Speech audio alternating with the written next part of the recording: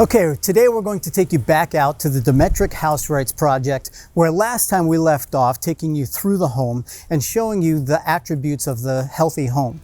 On this episode, we're going to wrap up the rest of the tour of the house and finish up this deep dive. We'll take you onto the outside and get a look at the exterior of the home and the decking by Azek Exteriors and TimberTech Decking.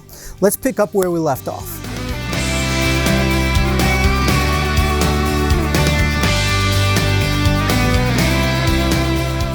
Coming into this gorgeous living room, I love this spot. Again, another beautiful view out here. And I love the lofted ceilings. Everything's nice and clean. Funny thing that I'm noticing, no chimney in the house, but we still want to have that cozy feel in this whole situation, right? So we have our electric fireplace. Yep. And our sort of chimney feel in the house to still get that. Still trying to create that traditional like hearth feel. That cozy feeling. In this room here and the way that this is all designed, is there anything that you need to be mindful of differently as far as air circulation is concerned in a room that's this big with vaulted ceilings? No. One of the benefits of building to this level of air sealing and insulation is all the surface temperatures in the house are always within a few degrees of each other. Yeah. So you don't get like we have a ceiling fan in here, but like you don't need that ceiling fan to take all the warm air in the wintertime and blow it back down. Okay, because typically you would want to do that. Yeah, but like if it was the middle of winter, if we had an infrared thermometer, you could put it on every surface, like the exterior wall, the floor, the ceiling. It would all be the same temperature. Wow, that's amazing. What I will say about the ceiling fan is we actually try to get people to put them in every room. If you're not using your heating and cooling system, the air in the house, because it's an airtight house, the air's not moving through the windows and through the walls and through the floor. Right. So you don't get, there's no draft. Like it would normally. Yeah, so the air is basically stagnant. And again, how do you sense comfort? Like air moving across your body creates comfort. We don't necessarily notice it and we're not mindful of it, but it's happening. But if you came into a space that had zero air movement, you might notice that. And if you take one of these fans and just put it on just the lowest setting, just to get that and it just creates this slight waft of air, it actually makes the air feel more comfortable. Most people don't really know what it means to live in a really, truly comfortable home because they've never experienced it before. The concept is so foreign to them, they wouldn't even realize that's possible. How many bedrooms on this first floor? It's actually an oversized ranch in a way. Okay. Where we've got 3 bedrooms, we got a guest wing here. So you come in the main entrance, there's the first guest bedroom is over here. Yep. There's another guest bedroom with its own bathroom here. But that's accessible from this bedroom as well. Of course. Yeah. Oh, it's right. It's not tied directly into No. Okay. And then we have a master bedroom suite on the other side. All right. So there's a couple that lives here. They've got kids that are older. So this is more for like guests and overflow. Okay, got it. And then there's a room over the garage that we designed into the space, which again is overflow it's a summer house. So like if all the cousins and everybody shows up, and then Uncle Billy comes with his wife, now you got 12 people here, you can easily accommodate them. Uncle Billy every time. Uncle Billy, it's always Uncle Billy. This must be the primary bedroom. Yeah, this is the primary bedroom wing of the house. All right. I like the detail. I mean, everything's nice, clean lines in here, the nice detail up around all the framework. And again, ventilation in this room, we must have... fresh air comes in right over there. Okay, right up in the corner there. Yep. Room to room, the feel is the same. Sometimes you'll go into an empty room and you'll just kind of feel a slight change in temperature or maybe even... a slight change in humidity as well. Mostly temperature, especially if you think of a house like this, like the sun pouring through that window, this room could get really hot because we're paying attention to that in the design phase. We try to avoid that. I can see. It doesn't always work, but but we get it a lot. The variations are a lot closer. Yeah, as you notice, we've got something we put in during construction. All of our houses, we put in these little temperature humidity sensors. We spread them around the house just to see how things are going. How well it's. And this is reading 73 degrees and 44% humidity, which is pretty ideal. Yeah. Yeah, it's like 85 out right now. And that should be the same if everything's working or close within a degree or two. This is actually an interesting concept too that a lot of people don't realize is where do most people set their air conditioning? Could be 70, 68. Yeah. When you start lowering the humidity, that number that you want to be comfortable at temperature-wise actually can go up. So if you're lowering your humidity, you don't have to run your air conditioner as hard, because air conditioning is about taking the heat out of the air. So if it's 85 outside and you want to be comfortable in a traditional house, you might have to set that air conditioner to 68. Just to get it Just to get to a comfort, what you are sensing is comfort. I mean, you're attaching a number to it because that's what's on the thermostat. Yeah. But in our houses, you can actually attach it to the humidity as well, which is a lot less expensive to remove humidity from air than to take heat out of the air. Right, where normally I might be setting my AC at 67 because I need it to feel cool, but my humidity is so you're high. You're trying to achieve comfort is really what it's about. And traditionally, the comfort for people in our country is the number on the thermostat. Yeah, right. But there's a lot more that goes into comfort. Right. All right, nice laundry room here. Yeah. What's so special about about I wanted to point out one of the things because we're an all electric house, we're trying to reduce our loads. All of our appliances are always Energy Star. Always Energy Star certified. It's actually, to be perfectly honest, it's hard to not find Energy Star certified appliances today. We see that all the time. What is that really? Is that just the regulation or the recommendation around efficiency for appliances? Yeah, basically.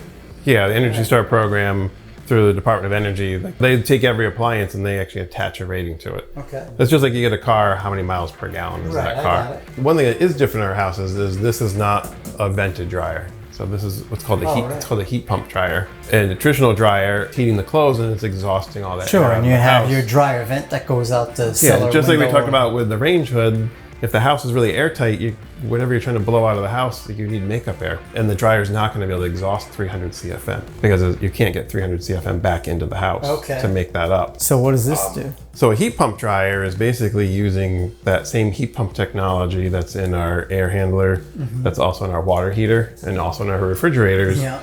And it's using that refrigeration cycle to heat up air. And then that air, as it heats up, will pull the moisture out of the clothes. Wow.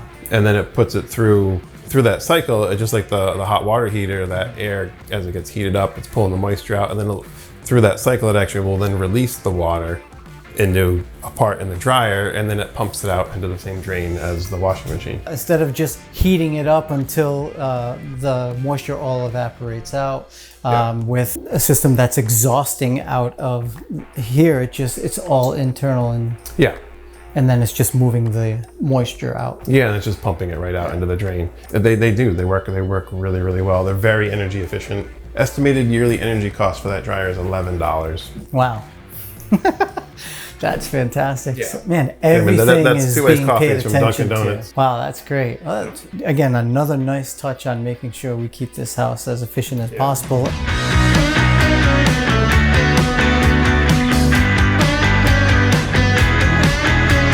This is the room I remember we were here last time where we started, and you had just started covering up the walls in here.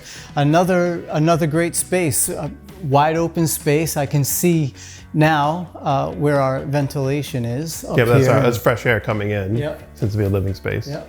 This room is way off to the side. It's up above the garage. Yeah, so like right under our feet is the garage where the cars will be. Right. Now, what about temperature control? Because now we're above a garage. Garages typically are colder than... Yeah, it's an interesting space because unlike if you're in the kitchen, you've got all the rooms around you are conditioned spaces. Right. So there's really no heat loss or any issues. But this is the one room in the house where at the side of that wall is the attic. Outside. Outside, you got the roof right above us, and then right below us, this entire floor below us is the garage. It's kind of not attached to the house. No, the only thing really connecting to the house is down those stairs that we came up. So, meanwhile, I'm in here, and again, I'm feeling the consistency of it's the same temperature as comfort of the room. And that's all due to that circulation of the air in here and the maintaining of the consistency of the temperature and humidity. Yeah, and that starts with the fact that we've got an continuous R42 insulation in all the walls. We've got we had 20 inches of cellulose in the roof. So that's around R74 or something like that. And then the garage ceiling, we actually don't have a super amount of insulation in there. One of the reasons being that the garage, because two walls of the garage are attached to the house and you've got the doors on it, that garage space is kind of, they call it like a buffer between the actual exterior conditions. So the temperature differences aren't as big. Got it. So we only have, I think they're 14-inch I-joists. That's just batt insulation in that one. Right. But this whole space too is airtight though. So we have our insulation in the floor and in the walls and the ceiling. There's also a continuous air barrier. So basically our heating, there's one little grill over there. It's just to feed, no return. That's it for heating and cooling in this room. Wow.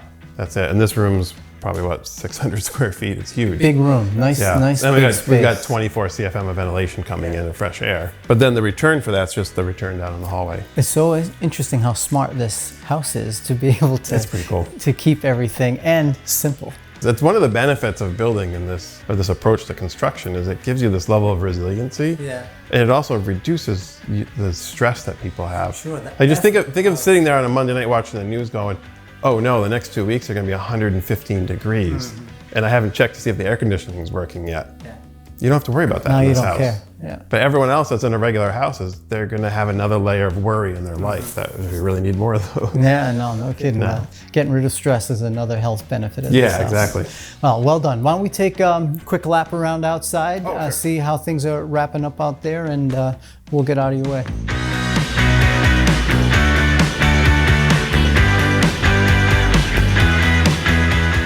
Outside now, last time we were here, we talked a bit about the Azek Exterior board and batten system, and the batten strips were just going up. We saw the screw system. They were gray at the time. So is all of this painted now? Yeah, so everything basically had two coats of paint on it. The board and batten, so it's all one consistent color. Yeah, exactly. Do you paint it any differently than you would wood siding or traditional siding? No, it doesn't require the same level of prep or primer. Oh, it does not? No, there's certain paints you should use. Yeah. And I do know that you've got to make sure you're not using colors that are in certain spectrums. If it's a really dark color, it actually, the additional heat that color would retain could mess it up. Got it. But they do make reflective paints now as well. So Alright. you can actually, I think you can actually paint Azek black now. Yeah. If you use the right paint. So application-wise, less prep time for it, and the physical application of painting this house is what you would do any other way. Yeah. And tell me a little bit about some of the woodworking in the trim. So it's still all Azek Exterior trim. Yeah, everything here is Azek. One thing I like about the board and batten from them was that the sheets they're all 4 feet wide, but they come in length up to 18 feet long. So it's all one that's one thing if you continuous piece notice, always. Yeah, we designed the house so that all the sheets would fit in that. So we you had a never couple, have a seam that you had to Yeah, try there's to... a lot of times you'll see like a horizontal seam here in a board and batten with a little Z flashing on it. Yeah. And we don't have any of those here. That's great. So Which is everything really is a solid piece that we see here. A couple of details that we do, like one thing you notice up here, we are in a screened-in porch and it doesn't matter, but we did this in the rest of the house as well, is if you look above the window, there's no cap flashing there. Traditionally, you would have that flashing up there, so as the water comes down, it hits the flashing and rolls out. And we don't need that because... Two reasons. One is because we have that ventilation space behind here. Yeah. That space that's behind the siding is also between the trim and the framing. And then when you go to the extension jamb at the top, there's a 1/2 inch space between that jamb and the door. So any water that could get in there is still able to flow out and down through the bottom. Because remember those horizontal battens had holes in them, channels in them, so air and water could just flow right through them. Although it's not any more likely that moisture would get in, but if it does, we don't care essentially. No, we don't have to worry about it as Yeah, much. it's not a But one of the things I'm worried about, because I've done traditional board and batten with wood, when you create that cap flashing there, you're basically creating a space for water to get into there. Because if you get your flashing metal here, you don't bring your siding and trim right onto the metal. Right. You leave a little bit of a space so that with water there, it doesn't wick up into the material. So you have that space there, and then the water runs along, and what happens when it gets to the end? It's got to go somewhere. Where is it going to go? Well, with this system, you're basically creating a hole for water to pour right back in there. But if we added that cap flashing, we'd have bulk water going through there. Right, you'd have a hole. Yeah, we'd have a giant hole for water to just drop, basically flow right through and down and out, which is fine, but why introduce it at all? So what we realized is, well, we'll just take that head flashing there, and we basically put a 5-degree bevel at the top. The trim piece at the top. Beveled the top a little bit, and then we just ran a bead of caulk on the top. So the bulk water is just going to flow right out, down and out. And not to mention, it looks way better. I'd love to get a closer look at some of the elements you do in the trim around the windows on the outside of the house. But before we leave this nice porch, we talked about we're using the TimberTech decking down here. Yep. These boards are all one length, so you didn't have to worry about any seams here. Yeah, we got lucky on that one. We didn't design for that. Oh, no? But I think it came in 18 footers and it worked. And it worked out really great. well. And I don't see any of the fasteners. Where are all the holes? Yeah, so this system it's similar to the Cortex screws that are used for the Azek. Okay. So basically you basically drill your screw right in, and then the head countersinks itself, and then it's got matching plugs. And you just pop the little plugs in. I mean, you can't even see them. I cannot find them. We've used a number of synthetic decks over the years, and this is probably the nicest one we've ever used. It really looks good. Yeah, it looks really nice. This deck / porch / room, you say it's a screened-in porch you just mentioned, but I don't see them. Yeah, so we designed the trim up here to conceal a screen roller. All right, I can see so you can see the bottom, that black edge right there. That's there's a screen roll up the weather stripping on the bottom, or the bug screen on the bottom. And so if it's a real buggy night, down they come. Yeah. Oh, that's and then so we nice. have there's a little tiny door right here. Yeah, to cover that one up instead of rolling it. Let's go take a quick look around the corner then. I'd like to get a close look at this window trim treatment that you have. We talked about this before, but I think it's worth mentioning again. The Azek Exterior trim and the board and batten, unlike typical, so we don't have a concern about it rotting away since it's a composite material. What about maintenance now? Are we going to need to repaint this every 7 years or whatever the rule of thumb is or is this pretty much done? Honestly, it's just like any other painted material. If you wash it, like don't plant your bushes like right here to trap moisture against the house. I'm not sure how long paint lasts on Azek, but you're not going to have the rotting and peeling issue that you could potentially get with wood. But again, with wood, it really comes down to the prep work. So you can install paint on wood to last 20 years between coats and install it somewhere. And I imagine you getting in with a pressure washer or something in here is going to take good care of it. But we're not going to be concerned about wood rotting or softening, or sometimes if you're using shingles, this shingle's a little funny, this one's okay. Oh, you get a lot more consistency. Yeah. So we're looking at, you talked about the trim and how you bevel away. So I can see it all out here, and this is not under a porch now, but you've got the same condition on the window trim up here where you've got that but we do have, beveling. like this house doesn't have our typical overhangs, but most of our houses we design them with 2-foot overhangs. Okay. Which keeps a lot of bulk water from even getting to the window in the first place. But we have a 1-foot overhang, which is better than nothing. And how about here on the sill? Yeah, so the sills are beveled at 5 degrees. So we basically the water can come down, it sheds right off. We also, with our window sills, we route in this drip edge here. What does the drip edge do? So basically when the water is coming down, water's sticky. So it's going to be flowing down this surface, gets to this point, and with the help of a little bit of a breeze, it'll actually start going back that way. Okay. Because it wants to stick to that surface. Right, before it drops away. Before it drops away. Hang on. The bigger the bevel, the steeper the bevel, the faster the water flows off, the faster that drip comes down. Right. But when it does, even with a really steep sill, the wind will start pushing it backwards. So we route this drip edge in here. And a lot of people put it breaks the drip from getting A lot of people will actually just do a saw kerf, which is only 3/32 of an inch on most construction saws. And that gap is actually too small because the water will bead and it'll get blown. It'll basically leap to the other side, and once it does that, it just keeps going. It just chains right across. So this little you need a groove you need a 1/4 of an inch minimum to stop so that it can really break and fall away. Yeah, you'll actually see. Most people think it drips from that point. It's actually going to drip from the first side of that kerf that we routed into that. And the whole point of that is the water not sneaking back up in under. Yeah, the whole point of starting with the roof overhangs is that the water comes down, and we wanted to get it to the ground as fast as possible. Right, get it away from the house. Yeah, exactly.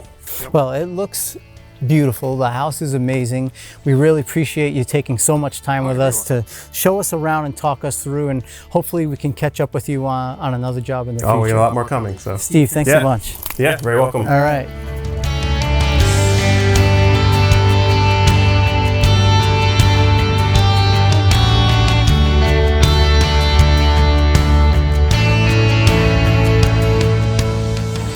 So that does it for this episode of Breaking Ground. We want to thank Steve and his crew so much for letting us on the job site to learn a little bit more about what it takes to build a better home. And our sponsors, Azek Exteriors, for really helping us produce this and bring the information to you folks. If you like what you see, please remember to like us, subscribe, and share and tell your friends about it. And keep a lookout for the next episode of Breaking Ground coming out at the end of the month. I'm Tom Cafaro with Arnold Lumber. Thanks for watching.